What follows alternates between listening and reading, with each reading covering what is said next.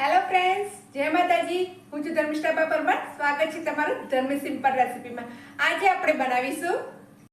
Normally આપણે બપોરે દાળ ભાત બનાવતા હોઈએ છીએ તો ત્યારે જે એકાદ વાટકી જેટલી જો આ દાળ વધતી હોય તો એનું આપણે શું કરવું એ વિચાર આવે છે. અને અત્યારની મોંઘવારીમાં આટલી મોંઘી દાળ ફેંકી દેવાનો પણ જીવ નથી ચાલતો. તો આજે હું એવી એક રેસીપી લઈને આવી છું કે જો દાળ વધશે તો તમે એની આ એકદમ ટેસ્ટી અને યુઝફુલ એવી રેસીપી બનાવી શકશો. અને નહીં વધે તો તમે જાણી બૂજીને થોડી વધારે બનાવશો જેથી તમે આ રેસીપી બનાવી શકો. તો આજે આપણે બનાવીશું દાળની એકદમ અલગ રેસીપી. તો ચાલો બનાવીએ. તો અહીંયા મેં 1 કપ જેટલો ઘઉંનો લોટ લીધો છે. જે આપણે રોટલી બનાવવાનો લોટ લઈએ છીએ એ જ લીધો છે. એને મેં ચાળી લીધો છે. સારી રીતે બધું લોટ ચડાઈ જાય એટલે એમાં 1 ચમચા જેટલું આપણે તેલનું મોવન એડ કરશું. ત્યારબાદ એમાં અડધી ચમચી જેટલી હળદર, 1 ચમચી જેટલું લાલ મરચું પાવડર, અડધી ચમચી જેટલું મીઠું અને 1 ચમચી જેટલો અજમો. હવે એને સારી રીતે આપણે પહેલાં મિક્સ કરી દઈશું.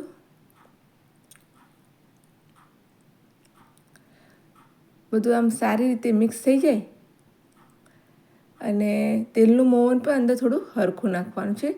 એટલે કે આમ મુઠ્ઠી વાળતા આમ લોટ આમ બંધાઈ જાય એ રીતનું આપણે અંદર મોવન અંદર એડ કરવાનું છે.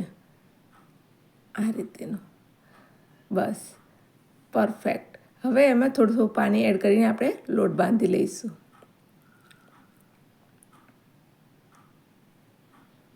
તો લોટ બહુ કઠણ નહીં અને બહુ ઢીલો નહીં, એવો આપણે નોર્મલ લોટ બાંધીને તૈયાર કરવાનો છે.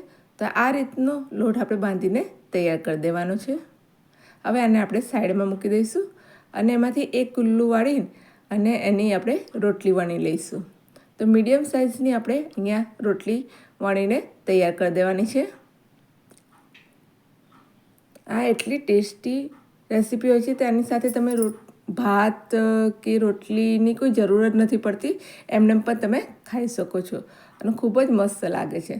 તો આ રીતેની રોટલી આપણે પહેલાં વણી લઈશું. એની સાઇઝ તમને બતાવી જો, બહુ જાડી નહીં અને બહુ પતલી નહીં, એ રીતનું વળવાનું છે. હવે ચપ્પુની મદદથી એના આપણે નાના નાના પીસ વાળી લઈશું.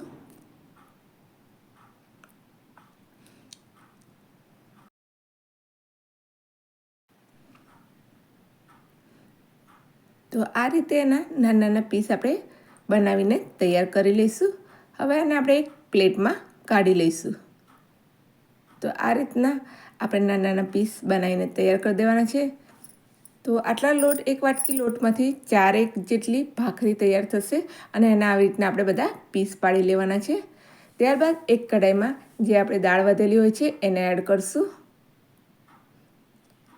અને એમાં 1 વાટકીના માપ પ્રમાણેનું પાણી એડ કરશું.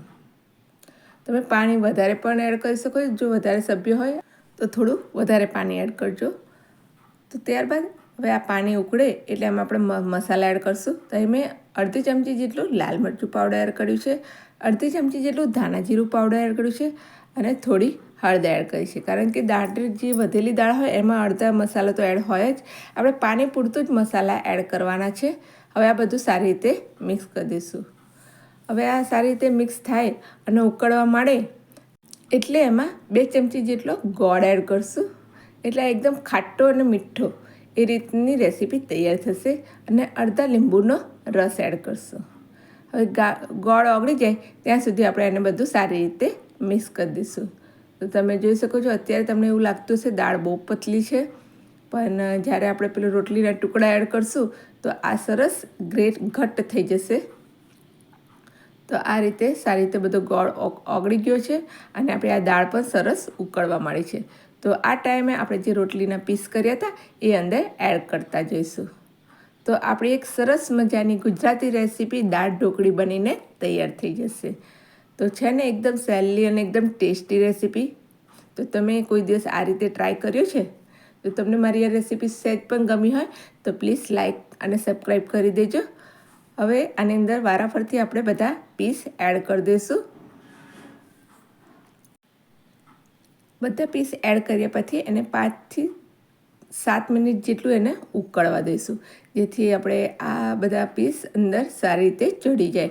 એકચ્યુઅલી એની આપણે પાતળી સ્લાઇસ કરી છે એટલે ફટાફટ ચડીને તૈયાર થઈ જશે.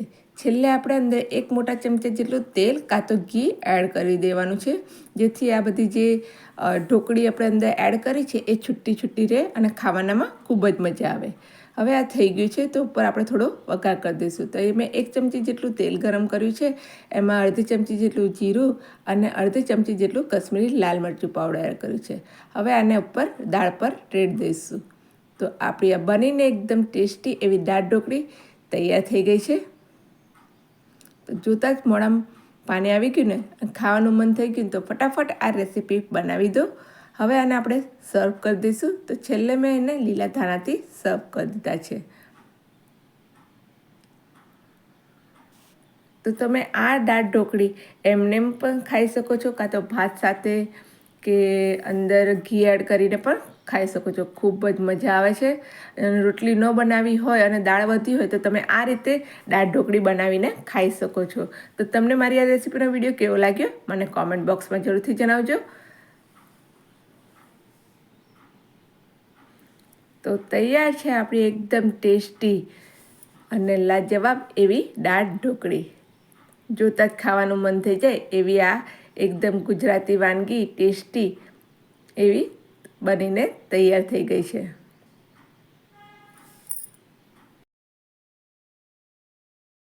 તો તમને મારી આ રેસીપીનો વિડીયો કેવો લાગ્યો મને કોમેન્ટ બોક્સમાં જરૂરથી જણાવજો. અને હા, જો તમને આ વિડીયો ગમ્યો હોય તો લાઈક કરજો, શેર કરજો અને મારી ચેનલને સબસ્ક્રાઈબ કરજો. અને આવી જ નવી વાનગીઓ જોવા માટે બેલ આઇકોન બટનને પ્રેસ કરજો. તો ત્યાં સુધી ખાઓ પીઓ અને જલસા કરો. જય માતાજી, જય શ્રી કૃષ્ણ.